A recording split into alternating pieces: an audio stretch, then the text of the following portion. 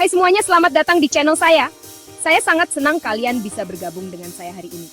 Kali ini, saya akan membahas kasus yang lagi panas di Jakarta. Skandal penggelapan barang bukti 38,2 miliar di Kejaksaan. Jadi, ceritanya begini. Ada seorang jaksa dan 2 pengacara yang jadi tersangka dalam kasus ini. Mereka adalah bagian dari sistem hukum yang seharusnya melindungi kita, namun malah menyalahgunakan kekuasaan mereka. Mereka diduga menggelapkan uang barang bukti terkait penipuan investasi robot trading Fahrenheit. Ini adalah skema yang melibatkan banyak uang dan mempengaruhi banyak orang. Uang yang hilang jumlahnya fantastis, sekitar USD 2,5 juta atau perpetu 13,2 miliar. Bayangkan berapa banyak orang yang bisa terbantu dengan uang sebanyak itu. Nah, kalian mungkin bertanya-tanya, bagaimana bisa barang bukti sebesar itu digelapkan? Ini adalah pertanyaan yang sangat penting. Ternyata ini bukan kasus yang pertama kali. Penggelapan barang bukti di lingkungan kejaksaan sudah jadi masalah yang sering terjadi. Ini menunjukkan ada masalah sistemik yang perlu segera diatasi. Penggelapan barang bukti di lingkungan kejaksaan sudah jadi masalah yang sering terjadi. Ini bukan hanya tentang 1 atau 2 orang, tapi tentang sistem yang memungkinkan hal ini terjadi. Kesempatan untuk melakukan kejahatan ini muncul sejak tahap penyitaan barang bukti, biasanya karena dokumentasi yang buruk. Dokumentasi yang tidak memadai membuka celah bagi mereka yang ingin menyalahgunakan kekuasaan mereka. Mari kita bahas sedikit tentang kasus Fahrenheit ini.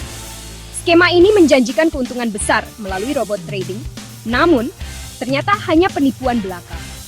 Fahrenheit adalah suatu skema investasi robot trading yang ternyata hanya penipuan belaka. Banyak orang yang tertipu dan kehilangan uang mereka. Nilai uang yang terlibat sangat besar dan banyak korban yang dirugikan.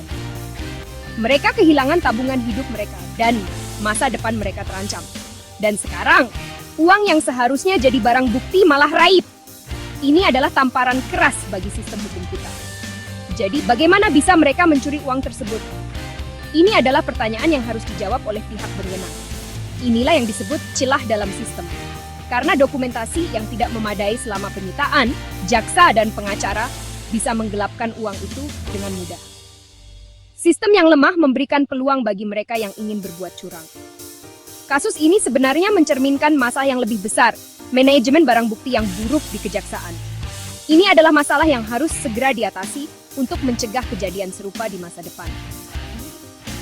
Ini bukan hanya tentang satu kasus atau beberapa orang, tapi tentang sistem yang harus diperbaiki agar kejadian serupa tidak terulang lagi. Kita perlu reformasi yang menyeluruh dalam sistem hukum kita. Sekarang, apa yang bisa kita lakukan? Kita semua memiliki peran dalam memastikan keadilan ditegakkan.